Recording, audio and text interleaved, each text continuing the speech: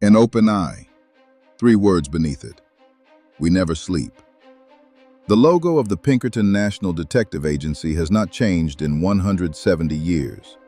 Neither has the business model. In 1892, 300 Pinkerton agents arrived by barge on the Monongahela River at 4 a.m. to break a steelworkers strike. In 2019, Amazon confirmed that it had hired Pinkerton operatives to monitor union organizing activity in its warehouses. The eye never closed. It just changed what it was watching for. Allan Pinkerton was born in Glasgow, Scotland, in 1819. He immigrated to Illinois in 1842, a barrel maker by trade, and stumbled into detective work almost by accident. While gathering lumber on an island in the Fox River, he discovered a band of counterfeiters. He conducted informal surveillance, helped police make arrests, found himself suddenly in demand. While serving on the Chicago police force, Allan Pinkerton established his eponymous detective agency, which often performed work for railroad companies like the Illinois Central Railroad. In 1855, 6 Midwestern railroads hired him simultaneously for protection against train robbers. Pinkerton formed the Northwestern Police Agency, which would eventually become the Pinkerton National Detective Agency.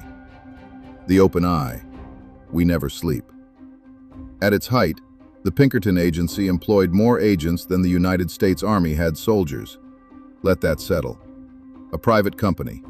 More armed men than the government's own military. Before the Pinkertons became the enforcement arm of American corporate power, they were genuinely heroic.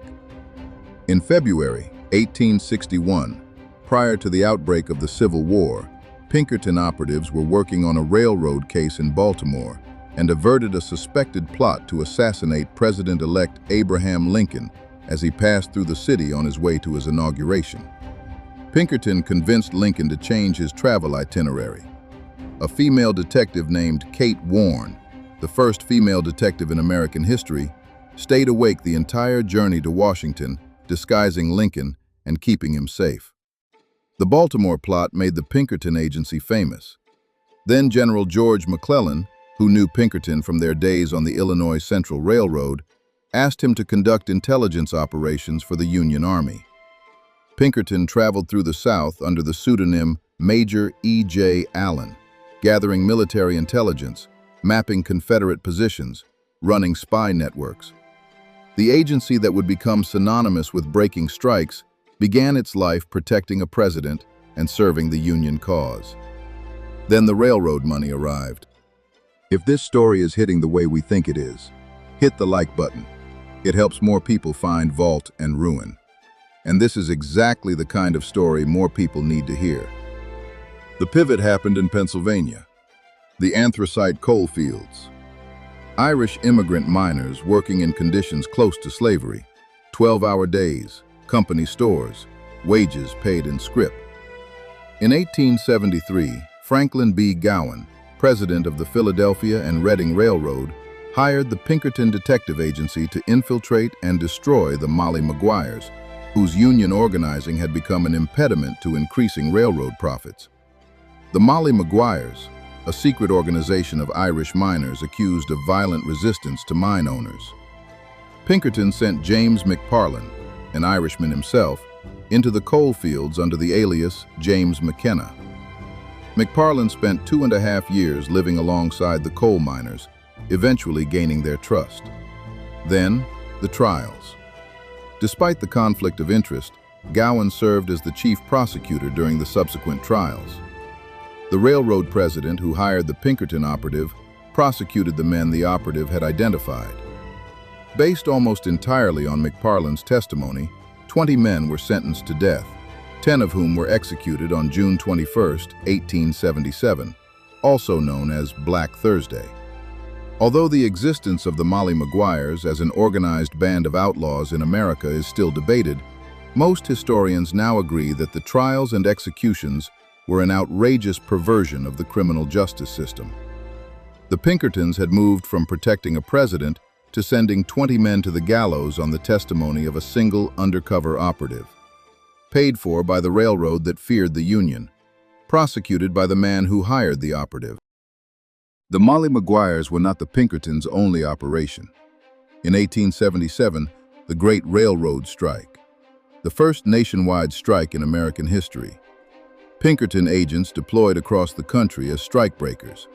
Over 100 workers killed, millions of dollars in property destroyed. The agency's strike-breaking operations made it the most hated private organization in American labor history. Congress eventually responded. The Anti-Pinkerton Act of 1893, passed in the immediate aftermath of the Homestead Massacre, prohibited the federal government from hiring Pinkerton agents or similar organizations. It did not prohibit corporations from hiring them. It did not restrict their operations against private citizens. It simply said, the government itself could not use them. Corporate America still could, and did. We covered the Homestead Massacre in Video 17, but it is worth seeing it again through the Pinkerton lens. Henry Clay Frick did not improvise. He went to the most established private army in America and ordered 300 agents, assembled at Davis Island Dam on the Ohio River at 10:30 p.m. on July 5, 1892, armed with Winchester repeating rifles, loaded onto 2 specially equipped barges, and sent up the Monongahela River in darkness. This was not a security operation. This was a military deployment against American workers by a private company, answerable to no one except whoever was paying them. The workers beat them back. The Pinkertons raised white flags and were beaten when they came ashore. The state had to send 8,500 National Guard troops to finish what 300 Pinkertons could not. But the operation itself, the assembly, the arming, the deployment by barge at 4 a.m., tells you exactly what the Pinkerton Agency had become by 1892. A private army for hire. Homestead was not exceptional. It was representative. The Pinkerton Agency's record in the Gilded Age reads like a map of every labor conflict in America. The Great Railroad Strike of 1877, the Coeur d'Alene mining strike in Idaho, 1892, the Pullman strike, 1894, coal mine strikes across Pennsylvania, West Virginia, and Colorado through the 1890s and 1900s. In every case, the same pattern. A corporation facing organized labor hires the Pinkerton Agency. Pinkerton operatives infiltrate the union, identifying organizers, manufacturing evidence, reporting back to management. When infiltration fails, armed agents are deployed. When armed agents fail, the corporation calls for state or federal troops. The Pinkertons were the first line. The National Guard was the second. The Federal Army was the third. 3 layers of force, 2 of them privately controlled, available to any corporation that could pay. After congressional hearings in 1937, the Pinkertons reduced their labor operations and shifted focus to protection services and corporate security. The word detective was removed from their official papers in the 1960s. The company was purchased by Swedish security company Securitas AB in 1999. And then, 2019, internal Amazon reports revealed in stark detail the company's obsessive monitoring of organized labor and social and environmental movements in Europe. The documents show Amazon analysts closely monitor the labor and union organizing activity of their workers. Amazon confirmed that it had hired the Pinkerton Detective Agency. Amazon's spokesperson said the Pinkertons were used to secure high-value shipments in transit. The internal documents showed Pinkerton operatives inserted into Amazon warehouses in Poland to monitor workers. In 2022, it was reported that Starbucks hired a former Pinkerton employee for similar reasons. The methods have changed. The function has not. In 1873, a Pinkerton operative spent 2.5 years living among coal miners, gathering intelligence for a railroad president. In 2019, Pinkerton operatives were inserted into Amazon warehouses between November 19th and 21st to monitor workers. The time frame compressed from years to days. The business model unchanged. The Pinkerton National Detective Agency is 175 years old. It has outlasted every labor organization it was ever hired to destroy. The Molly Maguires, gone. The Amalgamated Association of Iron and Steel Workers, broken at Homestead. The American Railway Union, dissolved after Pullman. The Pinkertons, still operating. Headquartered in Ann Arbor, Michigan, a subsidiary of a Swedish security corporation. The Anti-Pinkerton Act of 1893 still prohibits the federal government from hiring them. Corporate America never stopped.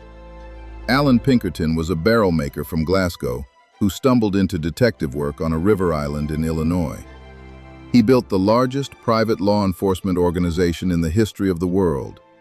Its clients were the most powerful corporations in America. Its targets were the people those corporations employed. That has never changed. The eye never closed. It just learned to watch on a smaller screen. The vault gets richer, and somewhere, always somewhere, something else is burning. Subscribe to Vault and Ruin. We go where the money went.